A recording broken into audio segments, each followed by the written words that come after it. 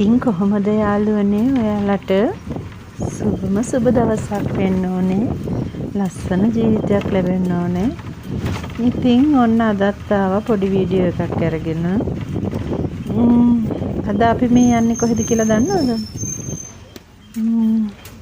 තිස්ස මහරාමේ යෝධකණ්ඩිය ළඟ ඉඳන් කිලෝමීටර් 18ක් විතර ගියාම තියෙනවා සිත්තද ගන්න පර්වතය කියන අදහස තියෙන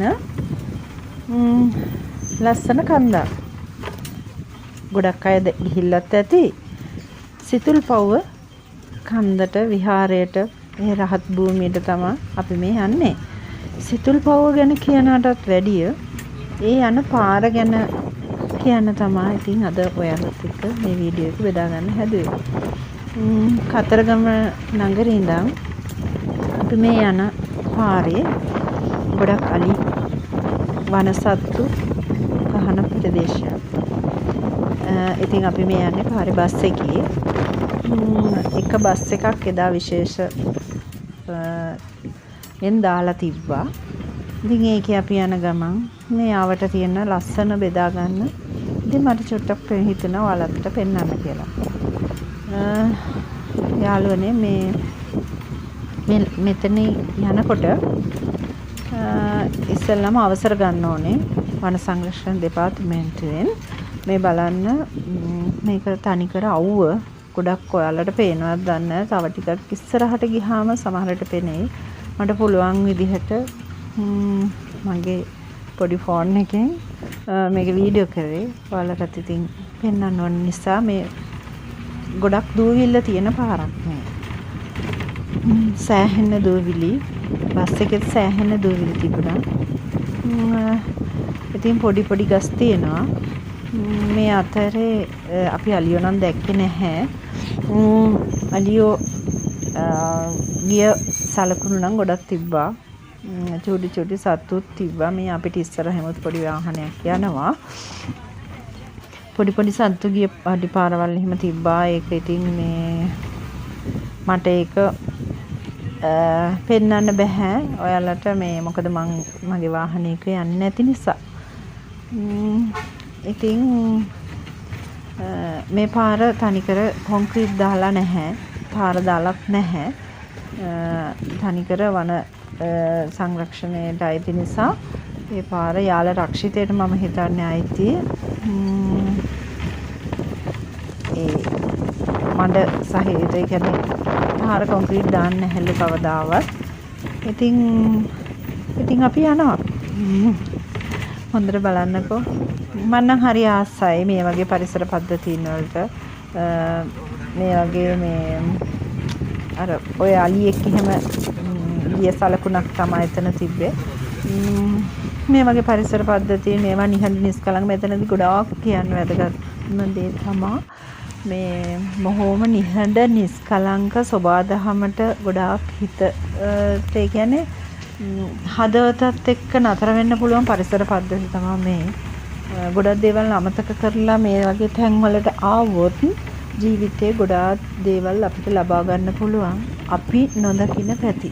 ඒ කියන්නේ මේ අපි ජීවිතේ ගොඩක් වෙලාවට අපි කනවා බොනවා ගෙවල් හදනවා වගේ දේවල්නේ. පරිසරයත් එක්ක සබාදහමත් එක්ක අපි නොවිදපු දේවල් ආධ්‍යාත්මික දේවල් මේ නිස්කලංකතාවයත් එක්ක අපිට ලබා ගන්න පුළුවන්. මේ දැන් ඔය එක බෝඩ් ගහලා තියෙනවා මේ මොකද මේවා බොහොම නිස්කලංකයිනේ. මේ බලන්න මේ පාර හරිම අමාරුයි. ඒ වුණාට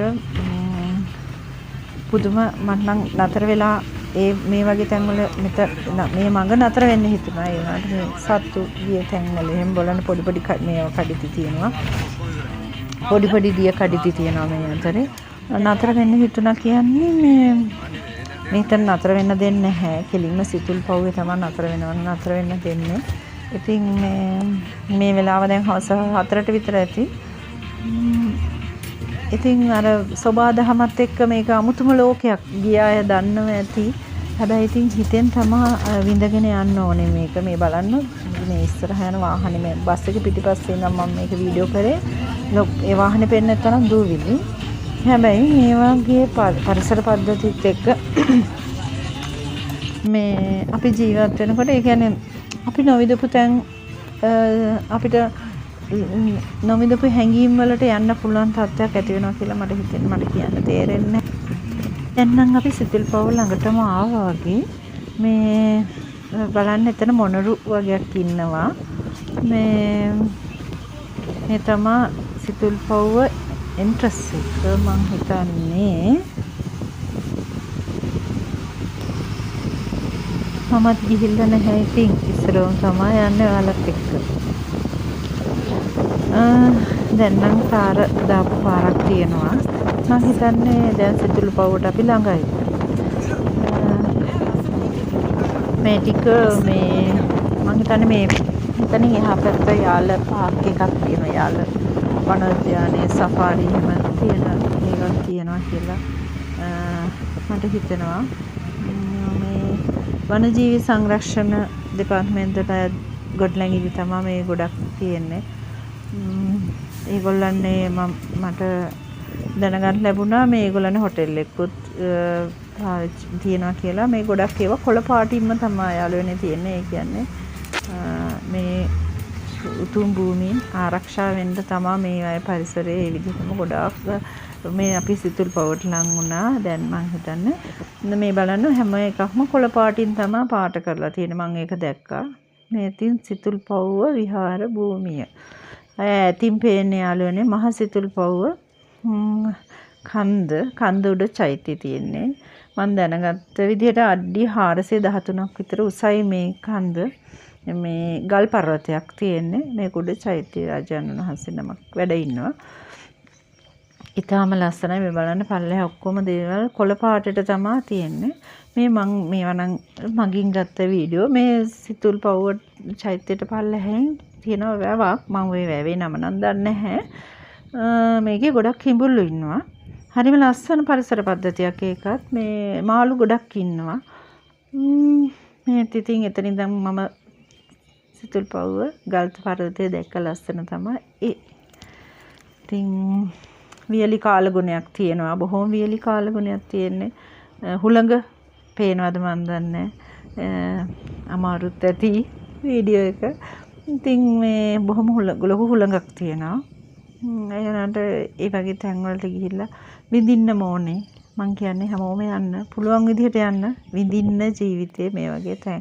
මේ අපි හවස 5ත් පහුවෙලා අලිත් ඉන්නවා කියලා තියෙනවා. අපිට 6ට ඉස්සෙල්ලා එන්න ඕනේ කියලා කියනවා. මේ පර්වතයට මේ කන්දට නැංගහම කුඩා සිතුල් පව්වට මගට හරි ගිහිල්ලා එන්න කියලා තමයි මේ යන්නේ. මේ යන පාර. ඉතින් බොහොම දුෂ්කර නැහැ. අවුව සැරයි. 5ටත් බලන්න 5:00 වගේ වෙලාව ගොඩාක් අවුව සැරයි. ඉතින් අපි යනවා. මේකේ තියෙන්නේ යාළුවනේ මේ විශේෂත්වය මේ ලෙන් විහාර තියෙනවා. ලෙන් විහාර කියන්නේ මේවා ලෙන් වශයෙන් තිබිලා තියෙනවා ගොඩක් ඉස්සර. ඉස්සෙල්ලත් මම ලෙනක් දැක්කොත් ඔයාලට පෙන්නන්න. ගල් වලින්ම තමයි හැමදේම තියෙන්නේ නිර්මාණය වෙලා තියෙන්නේ. ඉතින් මේ විහාර ඇතුලේ රහතන් වහන්සේලා වැඩ හිටියා කියලා කියනවා. මේක රහත් පුරවරයක් යෝගී භූමියක් කියලා කියනවා.